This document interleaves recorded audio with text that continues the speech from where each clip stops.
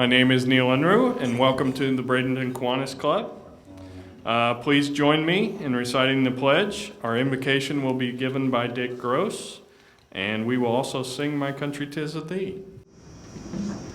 I pledge allegiance to the flag of the United States of America and to the republic for which it stands, one nation, under God, indivisible, with liberty and justice for all.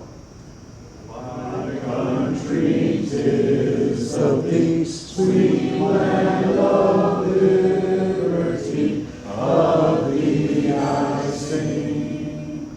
Land where our fathers died, land of the pilgrim's pride, from every mountain side, let freedom ring. Let us pray. Most gracious Heavenly Father, we thank you for the many blessings you have given us, and we thank you for this beautiful day, and we pray for those that are putting up with another storm, and we thank you for blessing us as we are. And now, Lord, we ask that you bless this food to the nourishment of our bodies, and our bodies to your service. In your most holy and precious name, amen. Amen. Before I introduce guests, we want to have Fran Padgett come up and talk a little bit about a documentary. Good afternoon, I guess it is now. And thank you for letting me come today. I appreciate Judge Smith for the invitation. I am here. My name is Fran Padgett. I worked for the school system for almost 39 years before retirement. I was a teacher, a principal, and a district administrator downtown for the last few years of my life. Worked under wonderful people like Lynette Edwards and Roger Deering, and just know some fabulous people of that era. The highlight of my career, however, was 14 years as the principal of a school called Orange Ridge Bullock School. Orange Ridge, some of you may actually know Orange Ridge. It was on 30th Avenue between 1st and 9th, right on the edge of town when it was built in 1958. That year there were less than 12,000 students in Manatee County, and they attended 26 schools. Now I think we have over 51,000 students in 67 schools, so you can see how it's grown. If you've lived in Manatee County long enough, you may even recognize the name Joberta Bullock. She was a longtime Manatee High School teacher. She had some physical challenges of her own. And when a special education center was built right on top of the Orange Ridge campus, the school was named after her. So there was Bullock School and Orange Ridge sitting side by side for several years.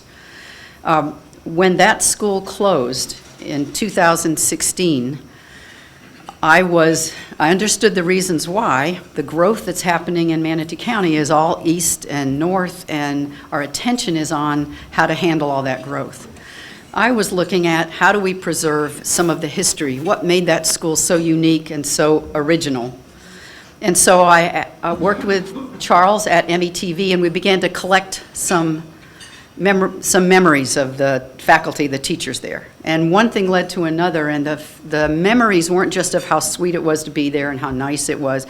They really started talking about how innovative the school had been, how the history of the school had really paralleled the history of everything that happened in public education for 58 years.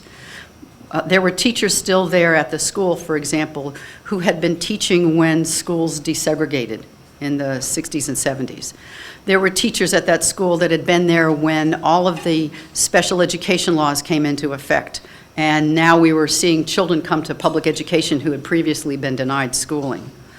There were also teachers dealing with all of the issues with the 21st century, technology, accountability, particularly accountability when we're dealing with children who live in poverty or who speak languages other than English.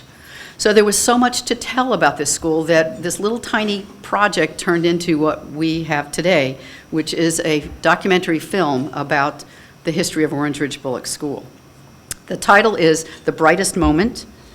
I even have an official poster like you would for a real film. This is a real film. It's called The Brightest Moment, a History of One Exceptional Elementary School. It's going to be shown on Saturday, September 25th at 2 o'clock in the afternoon right here at the beautiful Manatee Performing Arts Theater.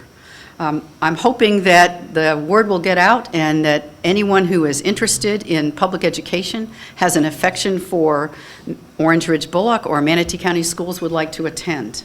We even have a short trailer that I think if technology allows us to show, we can show it right now.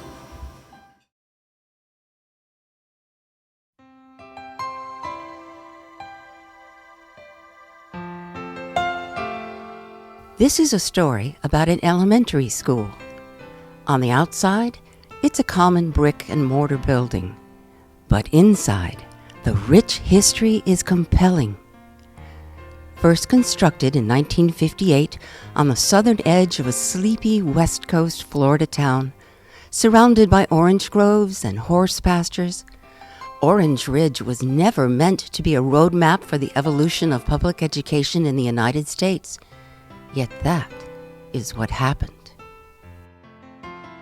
By studying the history of one seemingly ordinary school, one gains insight into the major events that exploded upon our country and shaped the course of public education over the last 6 decades. Even more importantly, Orange Ridge, and eventually Orange Ridge Bullock, gives a real and human voice to the impact these events had upon teachers, students, and families as they navigated the sweep of changing social mores, Supreme Court decisions, and federal legislation.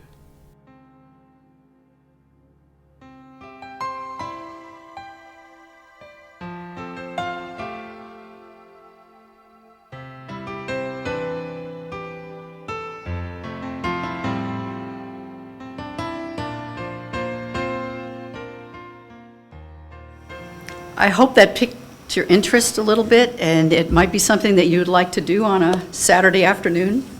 As we do the screening on the September 25th, it'll be the first time that it has been shown in Manatee County. It's free of charge, open to the public.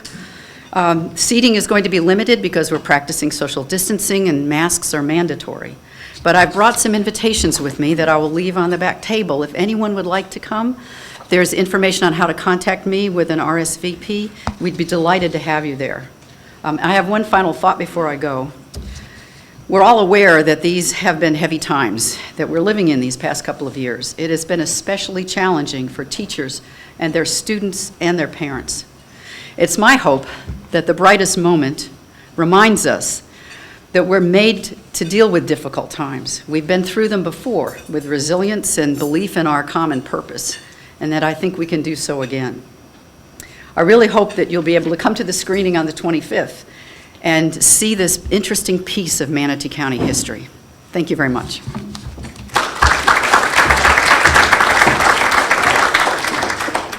Hello, everybody. So last week we talked about the 1965 year of Braden and Kiwanis, and the president had 3 children, and who remembers their names?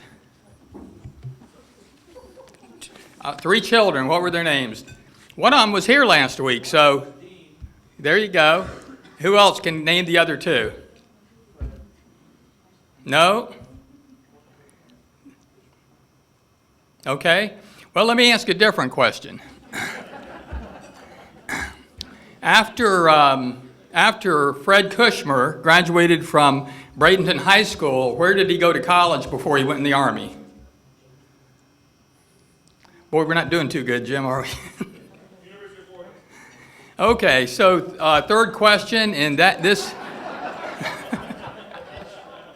third question is, I told you this last week, the Bradenton High School football team was known as what? Here you go. Come on up. And it's very appropriate that Chad's going to get this gift certificate to 5 Guys because he plays for the Golden Wave, known as the Hurricanes now. We're very excited to have our speaker here today, Senator Jim Boyd. He grew up in Palmetto, Florida. He was born and raised in Palmetto into a prominent family that had a grandfather in the legislature. His uncle was in the legislature, and his father was very involved in the community. He was a Cub Scout. He had a paper route. He had 2 monkeys. That's a story within itself. So he is an animal lover. He worked at the hospital. He's worked as EMS. He attended Florida State after graduating from Palmetto High School, and then became a successful businessman in his own business, Boyd Insurance and Investment. This is our 99th year. We're already working on it, since it's actually after August 22nd. So we're on our 99th year of Bradenton and Kiwanis, and we're going to invite him back next year to help celebrate the 100th year with us. But after serving in the legislature for 8 years as a state representative, then he was elected to the Florida Senate. We are all so proud that Jim is in the Senate representing us. He's done a great job, and a lot of that comes natural to him. But his experience in business really helps him, and also his sense of humor, which when you know him, you really understand how that really helps him in what he does. So without any further ado, please welcome Senator Jim Boyd.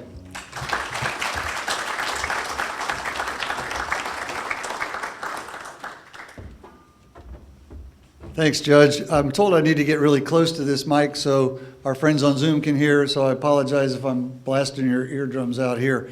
But thank you, Judge Smith, for inviting me and being patient. We had tried to do it earlier, and then we had to change a little bit, so thanks for your flexibility and patience. And Neil, thanks for having me here today. It really is an honor to speak before such an esteemed group of Bradenton and Manatee County folks. So I'm really happy to be here today. And just a couple of ground rules. I know many of you in the audience, some I maybe don't know. I know some of you really well. Those that I know really well can't ask any questions. Dick Gross, Steve Tinsworth, I'm looking at y'all. But anyway, at the end, hopefully we do have some time, if time allows, to have some questions if anything's on your mind. I will say really quickly to the monkey story. When I was a kid, my dad passed away at a fairly early age, and my poor mother, who raised me and put up with me all those years, kind of indulged me on the things that she thought I really was passionate about. So in Cub Scouts, there was a magazine, I think Boy Scouts too, called Boy's Life. And in Boy's Life, and I looked up online recently and found the ad, which was kind of cool. But there was a monkey, you could buy monkeys. And I bought one from, I don't know, somewhere in South America, and it was $15 or $20. And my mother went, okay, fine, let's buy a monkey. So anyway, it came shipped in sadly in a little box to Sarasota Airport, and we went down and picked up my first monkey. Sadly, it met with a somewhat unfortunate demise, so we replaced that little monkey with a second one, who lasted a while, and then we gave him to a group of folks that could better manage and handle him for the long run. So that's the monkey story. What I thought I would do is talk a little bit about the session, this past session, and what we did to you, and then maybe what I see is coming forth in this next session, and some of the things that are on the radar. And then again, any time that we have maybe left for some questions, I'd be happy to. On balance, I think it was a good session. It was my first, as Gilbert said, in the Florida Senate. I was fortunate enough to serve you in the Florida House for 8 years. And in that time, I was able to accomplish some things that I thought were good for the community. One of the things that drove me toward the end of my time in the Florida House was the opioid crisis that we were facing then, and sadly, in many respects, still face today. So we passed some significant legislation. I believe the first bit of it was to deal with penalties for drug dealers and traffickers, and essentially putting those behind bars that really were killing our families and our communities. So that was successful. I worked with the Sheriff's Association, the police chiefs, and the Attorney General's office. Pam Bondi then was the Attorney General, and she was extremely helpful in getting that legislation passed. And then the next year, which was my next to last year in the House, we passed what I call the use and prescription and use bill, which limited the prescription periods for opioids. And previous to that, and there's many good doctors in our community, and I'm not at all casting, pointing fingers at them but in many cases, opioids were just being prescribed, 60, 90 days worth, and sadly, those that they were prescribed to sometimes lost track of them, and others got them, and addictions were happening, and deaths were happening, overdoses were happening. And then they introduced this element called fentanyl, which is a deadly, deadly drug if it's not used properly. And that introduced into the equation caused Manatee County at that time, sadly, to be in Florida, the highest overdose and death rate in the state. So it got my attention really quickly, and we passed a bill that dealt with prescription and use, and doctors, the good doctors were doing it anyway, and a lot of doctors agree now, I believe. Hopefully, Steve, I'm not speaking out of school, that that has done some good. One anecdotal piece of information, I go to Walgreens occasionally out on Manatee and 43rd, and I was in there getting my flu shot one year right after we passed it, and the pharmacist said, Mr. Boyd? I said, yes, ma'am. She says, your bill that you passed on opioids. I went, yes, ma'am. I thought she was going to yell at me. She said, thank you. And I said, well, why do you thank me? She said, up until now, every week, that one Walgreens at 43rd in Manatee, she said, we got 3 totes of opioids. And I suppose that's she said, like a bag of, that they bring from their distribution center or whatever. She said, we're down to 1 as a result of that bill, so thank you. Thank you very much. We still have a problem, and we're still dealing with it. I've got some legislation I'm going to try to advance this year that deals with some other components and around the Narcan and making it more available to pharmacists and parents or caregivers or family members that perhaps have someone in their close circle that has a problem, and then that could be available to them in the event of an overdose. They can quickly use that to save that person's life. So that's one of the things we'll be looking at. Last year, one of the bills I worked on that law enforcement brought to me and was important was this thing called swatting. And Judge Smith asked me to mention that. Some of you know what it is, others don't. But essentially what happened with the YouTubers and the gamers, they got into this thing where maybe they're playing against someone and they're getting a little bit heated in the competition or whatever, and they get angry at one another, and they were sending like law enforcement to somebody's house, saying this guy's got guns, he's got a bomb, he's holding somebody hostage, blah, blah, blah. I mean, you just imagine the scenario. Law enforcement, first responders, everybody goes racing to the scene, only to find somebody there that has no idea why they're there. And that started happening over and over. And in some cases, some tragic outcomes came of that. In a couple of places, people were killed, accidents on the way, as you can imagine, deploying all those resources. One case in Jacksonville area, somebody that had killed 2 people in Jacksonville, they said they tracked him and fled him, but this actually happened, fled to the inner part of that area, in the rural part of that area in the county, and they tracked him there. And then this person who thought they were being cute said, and they were just close to catching this guy. This person that thought they were being cute called and said, "Oh, I just saw this guy outside of my house," and that was all the way on the other side of Jacksonville. So here goes all this law enforcement and personnel responding miles and miles away to what they thought was a legitimate call, and it wasn't. And the guy was still in the woods. That guy could have killed somebody else. They found him, fortunately, and he's in jail now. But those are the kind of things that happened, and there were no penalties for that, or very little penalties. So we put some penalties in place if you're accused and convicted of that, where there's more consequences. So hopefully we're able to curtail some of that. It's things that you just don't, us law enforcement certainly knows that, but common everyday citizens don't even think those things are happening, but they are. And that's sometimes where we need to step in. One of the things I worked on as well last year that was a passion to me, I was appointed by the President Simpson when I first got into the Senate as chairman of banking and insurance, which, of course, as Gilbert said, is kind of my background. And that was quite a privilege and honor to be appointed to that in my freshman year. And so one of the bills I worked on and we passed was dealt with property insurance. If you own a home, you know how much your insurance costs, and I'm with you on higher, not wanting those costs to raise. Even I'm an insurance broker by trade, but I understand the pain it's putting on homeowners and policyholders, and has been for the past several years. And most of those rate increases, and it's documented, the insurance commissioner has this all on their website, you can follow it, are because of unscrupulous actors.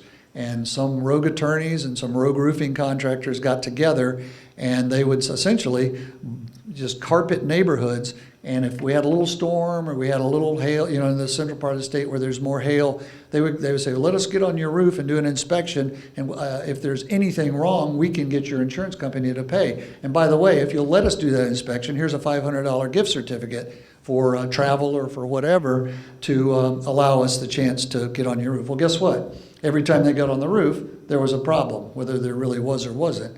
And they had a scheme where they would get the insurance company, it might be a few shingles, but the way the law was written, they could get the insurance companies to pay for an entire new roof. So people with 15, 20, 25-year-old roofs were getting new roofs. Now we sell insurance for a living, but insurance is more of if you have a catastrophe or a problem, it's there to respond, not a warranty policy like you might get on your car or something of that nature. So we passed a bill that limited attorney's fees, no offense to the good attorneys in the room, it wasn't aimed at y'all, and also to penalize those contractors that were soliciting those types of programs. That's in force. Sadly, the court struck down the unsolicited, the solicitation language. They said it was unconstitutional, it violated First Amendment rights. I still argue that, and I've talked to the Attorney General, I've talked to the Governor's office about what we can do to fix that. But if somebody's doing something that's wrong and giving you a reward for letting them do something wrong, I don't think that violates anybody's First Amendment. The court disagreed with me, and they're the ones that decide whether legislation stands or not, so I respect that. But hopefully there's a way we can get at that, because in our business alone, we had to explain day in and day out to our good customers why their insurance premiums were going anywhere from 20 to 30 to 40% and higher, and in some cases even more. My own homeowner's insurance went up 40% from one year to the next. And I need a new roof, and I got mine replaced. I mean, I bought a roof after 24 years of the one roof. So that's the way things should work, but we'll work on that, and hopefully in the long run, I think it will save consumers money. I think what we did in the law will save consumers money, even if we can't fix the unsolicited component, but we're going to try to work on that again this year as well. A couple of things that have come up since last year. By the way, we passed a $100 billion budget for the state of Florida. $100 billion, that's crazy. And a lot of that, about 8 or 10 billion of that was money from the federal stimulus program. And I believe every dollar that goes to the state and goes to our federal government is your money. It's taxpayer money. Government doesn't create money. Politicians don't create money. They spend money. And I believe, personally, I'm a conservative, but I believe we ought to spend as little of your money as possible. But if the federal government is passing out billions of dollars to states, in some cases, that have mismanaged their finances and they're getting things paid for that they should have handled themselves, then Florida ought to get their fair share. So we got about $10 billion that kind of augmented our budget on that end. Out of that, I'm very, very grateful that we were able to get $100 million to fix the Piney Point program problem once and for all. So thank you. That's a big deal, and you all know the problems that we've had out there and the potential disaster that could be lurking if we don't do something. So that money's in place. DEP is interviewing and working with the contractors to close the site once and for all, and then to restore the site to what it looked like before all of this started. So that was a big deal in our budget. This year, as we move forward, I'll just in contrast to, let me say this, I'm jumping around a little bit, but it dawned on me. As a example or comparison, New York, the state of New York, their budget, they have about 19.5 million people. We have about 22 million people. So we're a little bit bigger than them. We, as you know, a couple of years ago, moved ahead as the third largest state in the country, just past them. Their budget is a little more than twice what ours is. Now, you don't wonder why 1,000 people a day are moving to Florida. A lot of them are coming from the Northeast that are tired of those taxes and tired of that burden, and they're coming here. So Florida still is going to be and will be, as long as we're in control, a no income tax state. We're going to keep your taxes and what you pay to the government as low as we humanly can. And I know you have a commitment from all branches of government in Tallahassee on that, and I'm happy to be part of that. Some of the things we'll be looking at this year, as you know, every year by Constitution, the only thing we have to do is pass a budget, which is constitutional. We will do that. The other thing that this year occurs that happens every 10 years as a result of the census is reapportionment and redistricting. So this year we will be embarking next week in committee on the redistricting program. The House has a chairman. His name is hang on, I'll get it. He's a great guy. Tom Leake. He's the House chairman, and in the Senate, Ray Rodriguez, a colleague of mine from just down south of us in Fort Myers, is our chairman. Then there's two sub-chairmen under them. So we have to draw Senate maps, we have to draw House maps, and we have to draw congressional maps. So that process will be underway. In the Senate, there's a limited number of senators on that committee. I'm not ashamed to tell you I didn't get on that committee, and I'm okay with that. I was on the one 10 years ago in the House, and it's a lot of work, and I'm glad my colleagues are willing to do that. I would have done it had I been asked, but fortunately I dodged that one. But it's a very, very important process. And so right now, next year, 22, every one of us will be up for re-election. All 40 senators, all 120 House members. We don't know what our districts will look like. Manatee County, for instance, my district, our district, 21, is all of Manatee County and a sliver of eastern Hillsborough County. So before, we had about 450 in the Senate. We had about 450,000 constituents as a result of the 2010 census that were in our district. We'll have about 550,000 this time. George can tell better than I, but I think Manatee County's numbers now are 410, 415,000, somewhere in that range of. That's what we say. Okay. The census only came in at 399, but that's underreported. So the census is 399, and yeah, so it's going to be somewhere north of 400,000 probably. So our district will be, hopefully it'll be the same or similar, Manatee County again, and a sliver of eastern Hillsborough, maybe not quite as many in eastern Hillsborough, but I don't know. I mean, our districts could change. That's all a result of making sure, you know, those numbers are accounted for in each House, in each Senate, in each congressional district. So I hope I'm standing before you next year saying our Senate district looks pretty much the same, and I'm running again for re-election in that.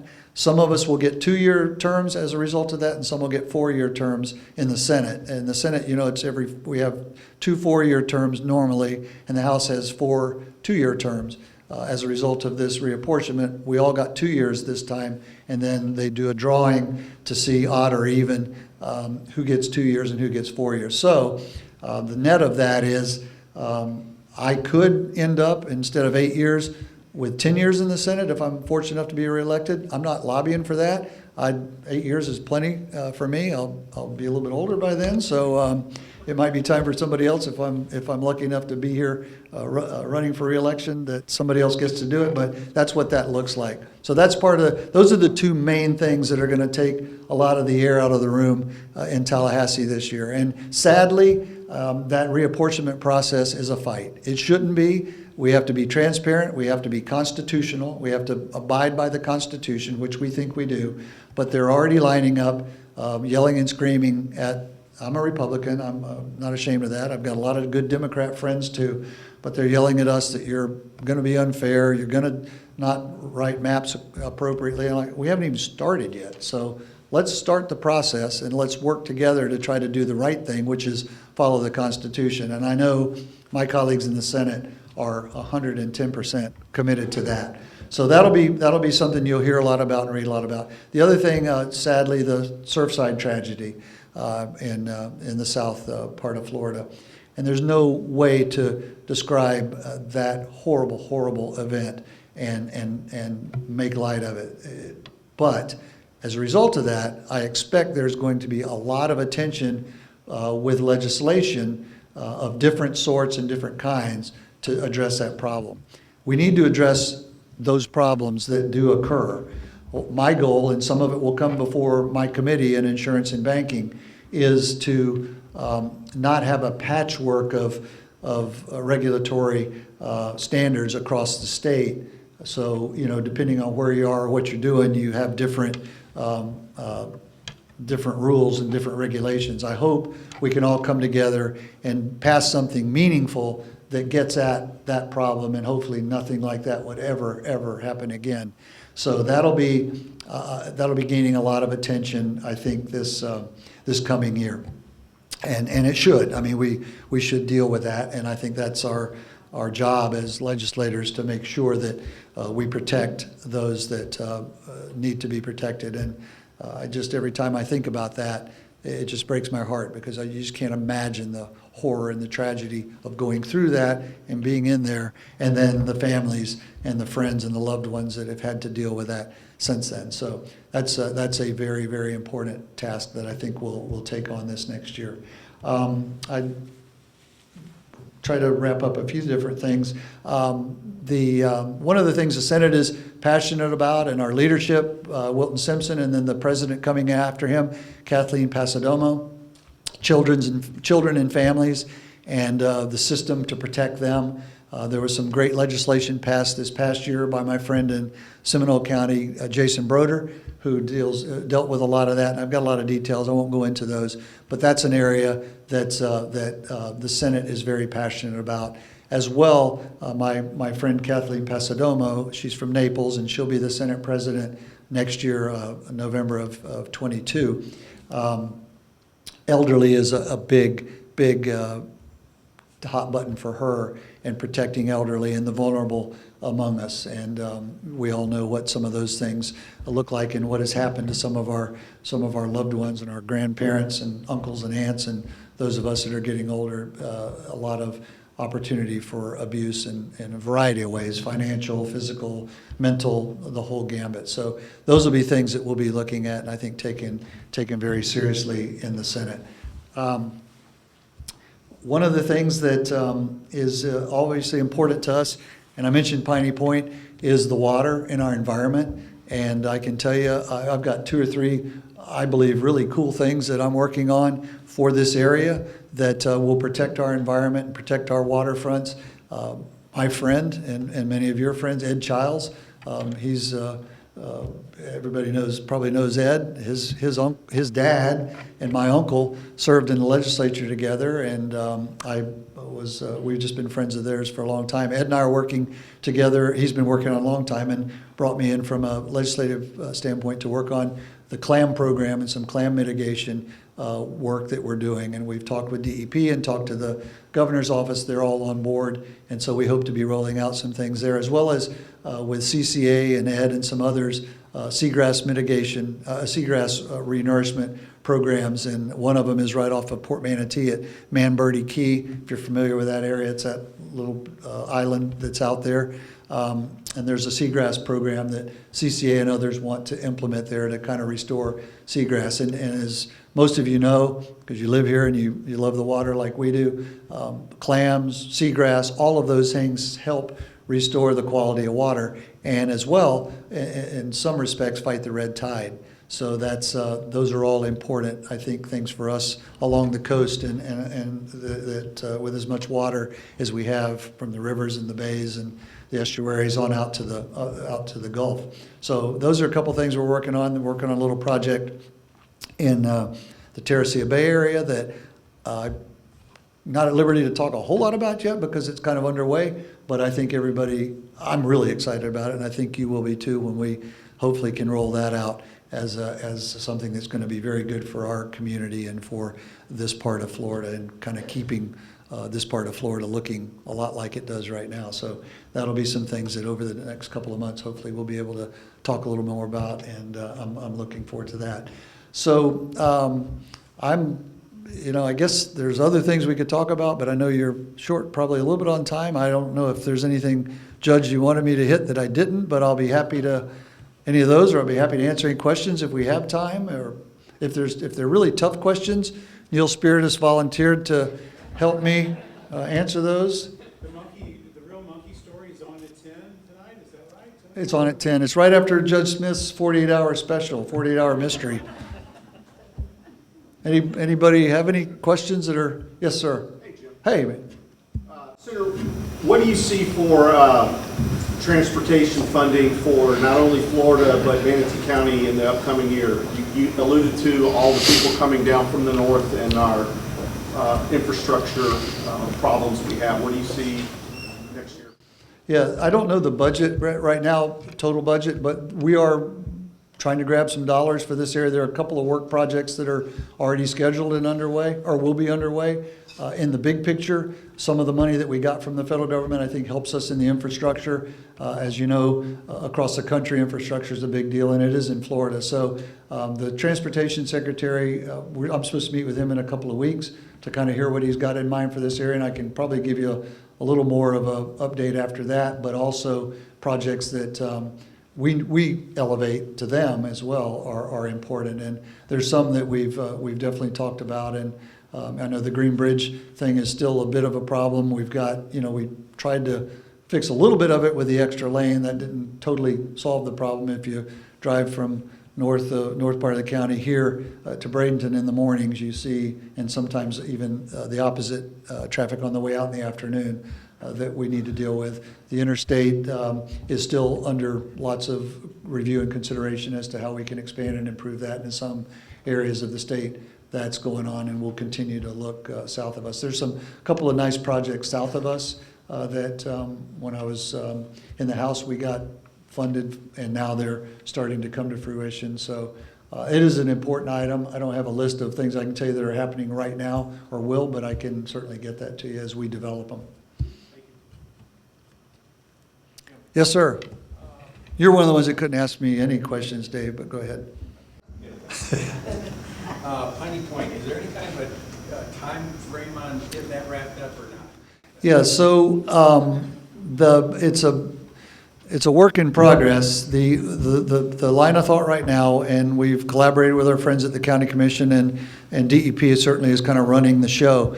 But the plan right now is for deep well injection, treated water, so that water that goes deep will be treated. And we had many meetings years ago when I was in the House on that, and that was kind of what was suggested by DEP and others as being the good solution.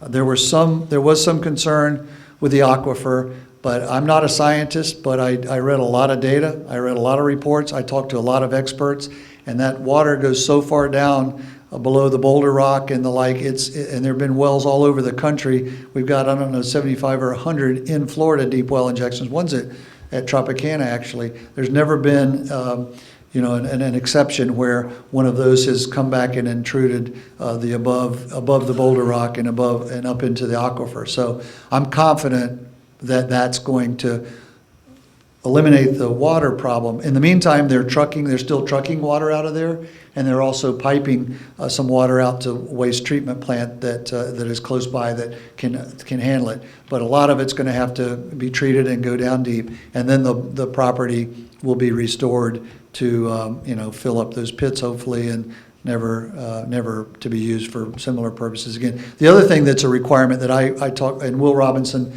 has been in lockstep with me, Representative Robinson, on this, is with DEP is when we permit this, we cannot allow anybody else to use that well. Let's eliminate the water that we're trying to deal with, but somebody that's got I'll pay you X amount of dollars, DEP or Manatee County to come dump this. No, we can't do that because we can't be sure of what that is, and we can't take that risk or that chance. And we've got commitment from the state officials, and certainly Manatee County and us agree that that's not something we would want to see. So it's going to be, specifically to your question, I didn't answer it, it's probably a year year to year and a half until a lot of that water starts disappearing, but we're lowering the water level in the meantime. And there was a bit of it wasn't really a scare, but there was some concern several weeks ago with the storms coming through in Michael that it might raise that up. The experts told me that even with enormous amount of rainfall, we'd have still been okay, but we did have the breach, and that's not to take lightly. So we're trying to eliminate water. I had one guy who's really sharp offered this proposal, and DEP's considered it and thinks it's viable, and it's very, very sophisticated, but it sounds very simple. And it was simply large fans that draw water up and then mist it out. And it's treated, and it mist out, and it just, kind of evaporates into the air. It's not harmful in nature. The water actually that many of you saw, but the water that actually was released as we had the problem in the breach out there was not bad water. It had a little bit higher nitrogen load, and it probably didn't help the red tide outbreak that we had. It did not cause it. All the scientists that opined on the issue, except the rogue groups, validated that. And so we're being very careful about the environment. We've been in close contact. I have been, and the county has been, with residents and businesses out there. One of my good friends' sister and husband live right on that road, and we've talked a long time about the water going down deep, and does that affect their wells and the like, and it does not. So I'm confident that we're on the right track. It's just going to take a year and a half to really start seeing a lot of that water, a large volume of that water disappear. Last question. Last question. Hey, speaking of science, we're all wearing masks still. I didn't hear you mention COVID in your remarks. What is the state doing to help end the pandemic? Thanks, Andy, for that question. I actually, just yesterday, the lieutenant governor was in town, and she stopped by. We were friends from the house. We came in together in 2010, and so and I was talking to her about that. She talked to a group of our team members just kind of as a stop by, and the numbers. Listen, anything I say, please don't miss. I am not making light of what happened and the horrible pandemic that we've all experienced, and the loss of life and the sickness, and many of us have had friends or family members that did not make it through that. So I'm certainly respectful of that. The numbers are getting better. It lags because of the nature of the illness. I talked to Dave Verinder, who runs Sarasota Memorial, last night actually at an event, and he said their numbers are improving. It's still, there's people sick, there's still people dying sadly in the hospital, but they are getting better. So I think there is a light at the end of the tunnel. The one thing the government at the state of Florida is doing, and I was here and helped introduce it, is the antibody treatment centers. We've got, I think, 20 to 25 around the state right now.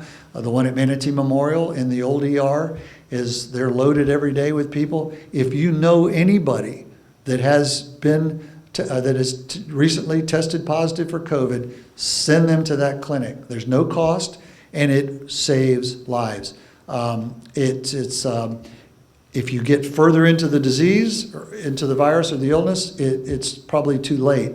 But if you catch it quick, or even if you know you might have been exposed, and you're at the table with this group, and Brett calls you later and says, "Hey, I got COVID," and you say, "Well, I'm going to go get." You didn't. I know. I'm just using you as an example. Sorry, you're sick, man. You look good. But seriously, go down there and get the antibody treatment. It saves lives. And look, I'm not here pushing vaccines because that's an individual decision. And I've had mine, and my wife has had hers. But I'm not saying you should or have to. But those in the hospital, the predominant number of the sick people in the hospital, both young to old, 90 to 95% of those folks have not been vaccinated. Again, I'm not saying the vaccine's for everybody. There are some, obviously, factors that you have to consider with your doctor and your own health. But that's the reality, and that's the numbers. So Florida's doing everything they can. The antibody treatment centers, I think, are incredibly productive and useful in helping get us beyond and getting people healthy quicker. And all the evidence points to that really shortening the length of an illness, even if any illness at all, symptoms occur, and saving lives. So we're in it to win it, and in it to the end. So hopefully we're starting to see some good signs that are signaling we're at another good point of heading down. Not to say you shouldn't take precautions and be careful and wear a mask when you can. I mean, I wear a mask when I'm out in public, and wash your hands and do all those things. It's still important that we practice those kind of things. But hopefully we'll all be able to see each other's faces again one day. I kind of joke that I might look better with a mask on, so I might wear mine a little bit longer than some of y'all. But Thank you very much. I appreciate it.